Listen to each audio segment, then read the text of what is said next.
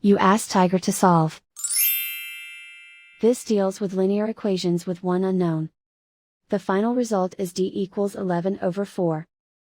Let's solve it step by step. Simplify the expression.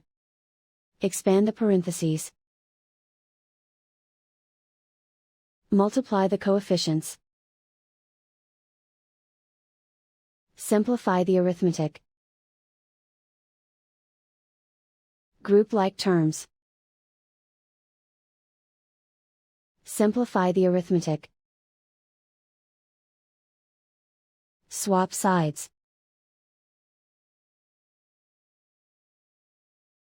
Group all constants on the right side of the equation. Add 7 to both sides. Simplify the arithmetic.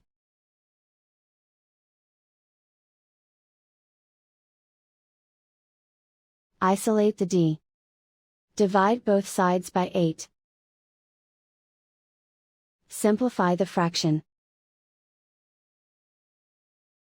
Find the greatest common factor of the numerator and denominator.